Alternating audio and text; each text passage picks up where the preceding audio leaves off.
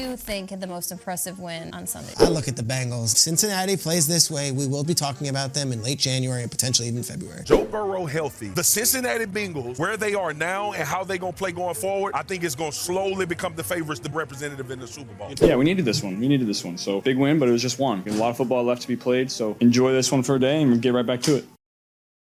Ladies and gentlemen, if there's any team across the league that you could say has gone through pretty much the definition of a roller coaster to start the 2023 NFL season, that team, yeah, it's the Cincinnati Bengals. I mean, hell, just look back a month ago. This team was staring down a 1-3 record. They had a quarterback that couldn't move when he dropped back into the pocket. And not to mention, their upcoming schedule wasn't doing them any favors. But now, almost in the blink of an eye, they're riding a 3-game win streak. Their quarterback looks essentially 100% healthy, and they just dismantled one of the best defenses in the entire league. So yeah, the Bengals, they're all the way back. And if I'm not able to convince you of that, what this team is starting to do on the field, that definitely will.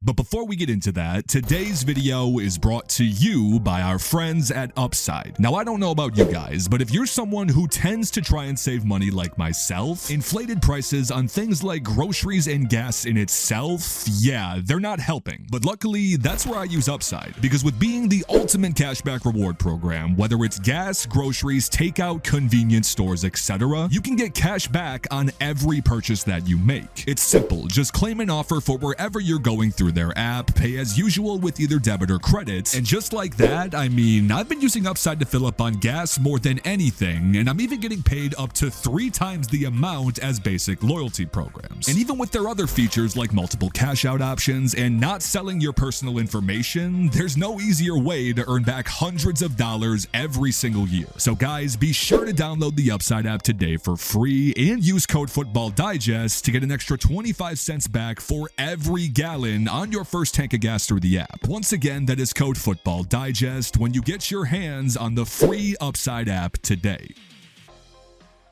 Okay, so to get back on topic with the Cincinnati Bengals, this is a team that, for the majority of this season at least, they've been a complete shell of what they've been in years past. I mean, we're talking bottom 10 in the air attack, even bottom 5 in the rushing attack, pretty much bottom everything across the board except for the defense. But in regards to this team's lackluster offense, whether it was people pointing fingers at, say, the underperforming offensive line, the lack of diversity in play calling from the coaching personnel, or really any other issue that you want to think of, everything essentially stemmed back to one major thing. And no, that one thing wasn't this guy, but it was actually this guy's calf.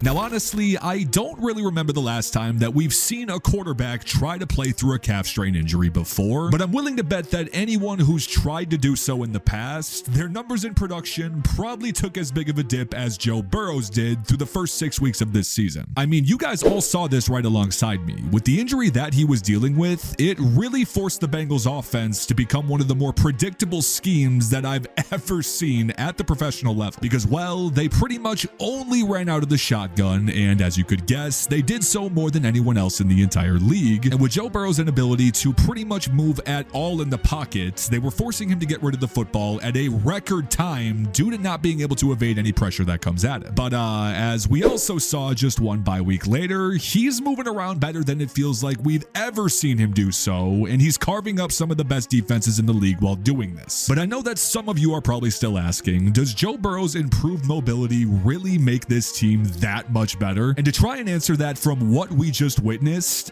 I don't think there's words that can do it justice.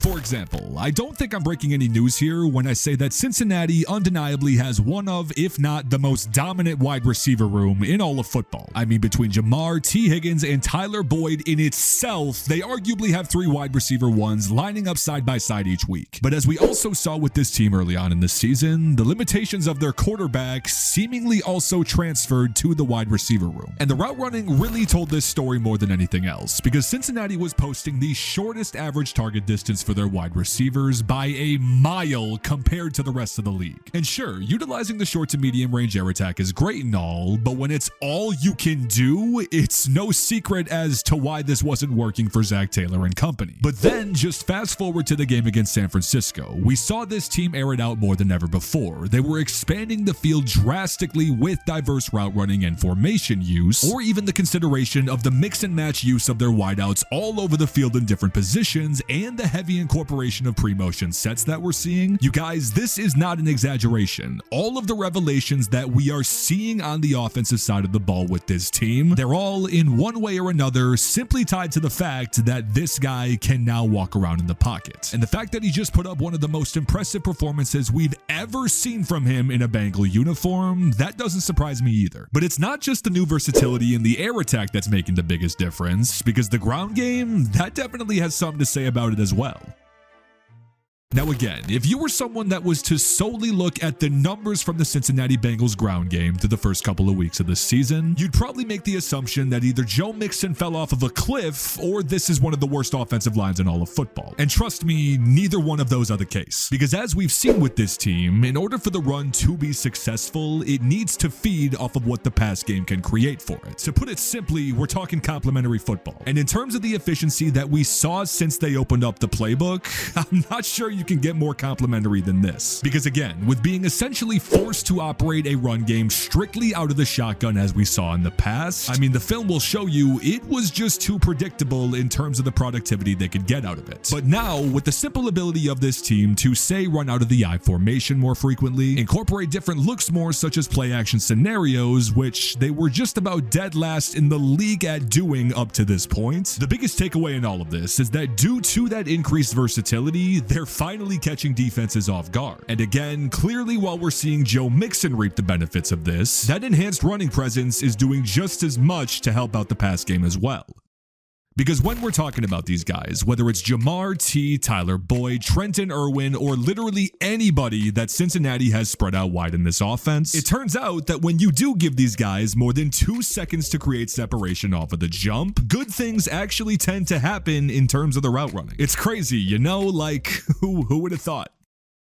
But for example, to touch on the essence of finally being able to implement play action once again, I mean, on one side of things, it allows guys like Jamar Chase to exploit coverages very often and beat defenders over the top as he does so well. You got T. Higgins, Trenton Irwin, and Tyler Boyd consistently exposing gaps in zones through the middle of the field, and even in bootleg situations where it seems like Joe Burrow is finally healthy enough to be a scramble threat once again, or just utilizing Joe Mixon in the pass game more than ever before. And yes, trust me, while I know their record doesn't necessarily show it at this point, but I mean, if the film, the versatility, and the production on this side of the ball only continues to improve, and not to mention the defense only seeming to get better as well, time is obviously only going to be able to tell with what they can accomplish, but that's also where I'm curious to hear what you guys have to think. So please be sure to let me know in the comments, what was the most surprising part either from the offensive or the defensive side of the ball in the rapid turnaround that we have seen from the Bengals this season? And of course, if you had to, predict what their record will be heading into the playoffs. But once again, thank you guys so much for watching. I appreciate y'all more than anything, and I will see you guys in the next video.